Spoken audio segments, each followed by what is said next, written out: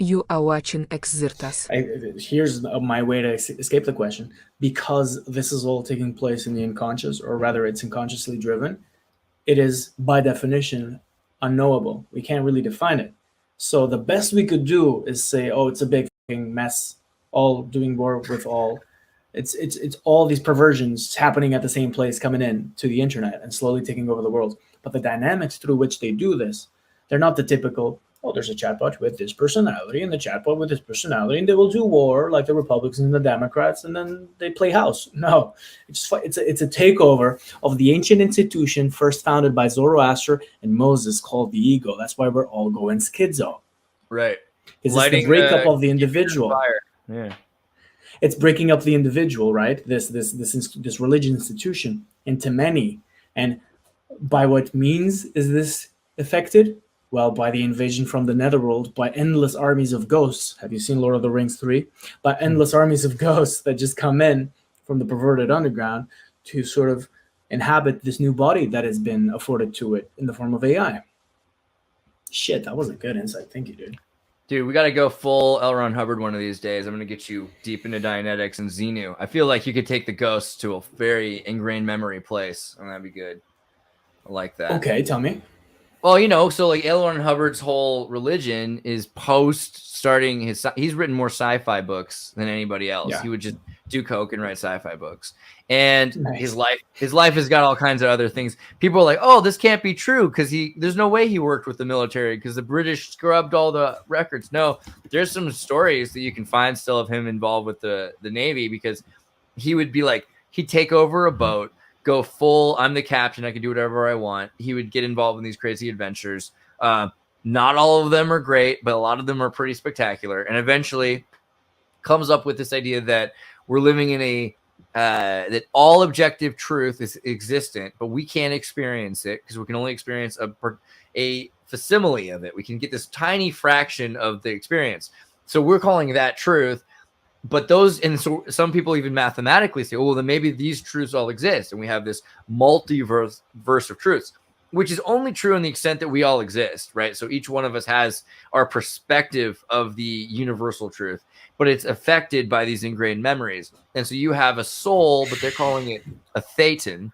And you have this thetan that's being affected, but it's got ingrained memories from before you were born, right? The same way conditions can make their way through, viruses can mutate DNA that make their way through, memetics can make their way through, and everybody gives credit for meme to Dawkins when really they should talk about engrams, because engrams are better than a meme. It's a more specific term, the idea of an ingrained memory, right, yeah, pushed along, right? That's exactly what that's all that Dawkins was trying to talk about. He's just trying to talk about Scientology. And so beyond that, this idea that Xenu and there's alien, blah blah blah blah blah, that's all super sexy or weird, but it's just that's because he's a sci-fi writer, right? And he's talking about the more important aspect here, which is that whatever you do, what's this called again?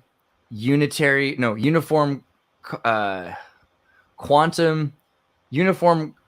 What's it? Unified quantum unified regularity or quantum unified regularity. Okay. I think is the term. Is this idea that whatever you're doing is affecting everything around you, even the things that are in the dark matter.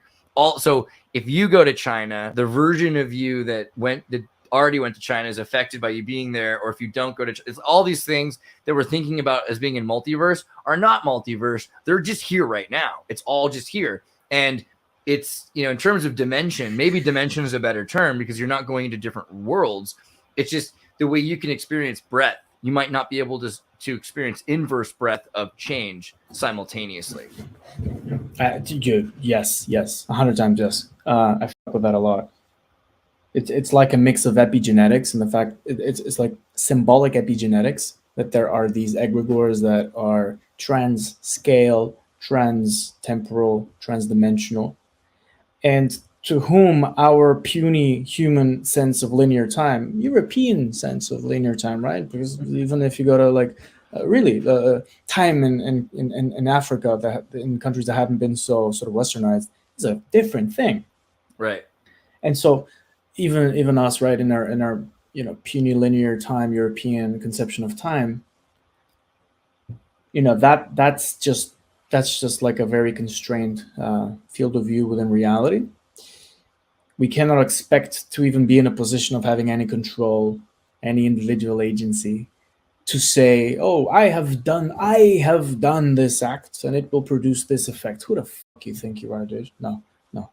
We are all sort of actions flowing through. Doesn't mean that we should completely let go onto the eternal sea of psychosis. Not really, but try to have fun with it without like being too ego driven and being too much on this trip of like I am doing things. No, it's the important thing, at least from what I get from what you were saying about the Ingrams, is precisely the mad rhizomatic interconnectivity between things. That's why chance exists. That's why it's actually a good conversation to have, because I forget this shit every once in a while. So it's good that like I remind myself of this fact, because yeah, you cast things out there.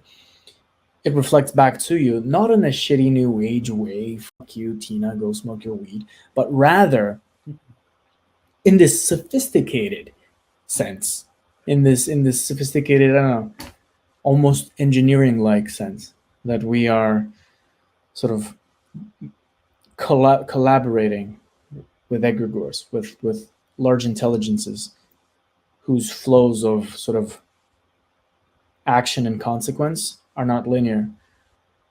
You know, I mean, like it's similar to in dreams, right? In dreams, there's a person, and then they become another person. The laws of coherency, of cause and effect, they all get disrupted when we start to speak about these things. And I find that extremely powerful, because it's precisely in that midst that the founding of institutions like the ego, like the self, like the I, like God, it's on that ground. It's to that symphony that Britney Spears dances to, if you see in the beginning of the podcast. So might we be able to refound this again?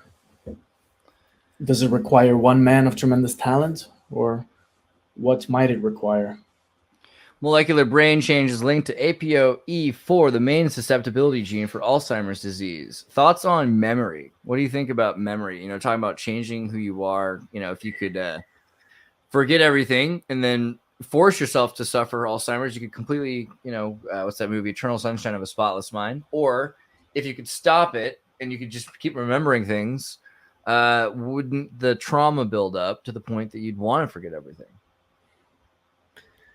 And third, the creative memory making that is possible to be instilled on people. People believing that their memory is factual is bullshit. Memories are fiction. It's how you remember things. You were embodied in a space and a time, and because of that, you are tainted. And then as time moves on, as you remembering is another form of tainting. There's no factuality. There's no objectivity. It's all what some would call misinformation, the way you remember certain events.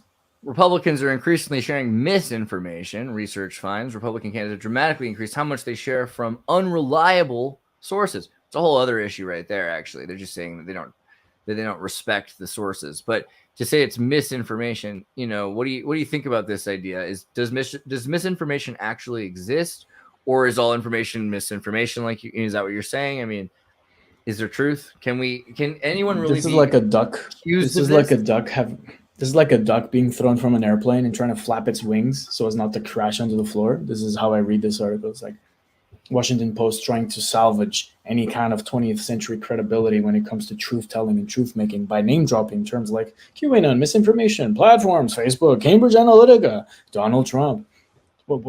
They're enchanting. This is nothing but unconscious enchanting. There's no factuality here. This is pure religion. Ladies and gentlemen, we do not live in a atheistic world. This is scripture today. And so this constant repetition of these mantras, of these buzzwords, of these keywords are all sort of ways to tell the story that will keep the world from spinning out of its axis, to keep it in place.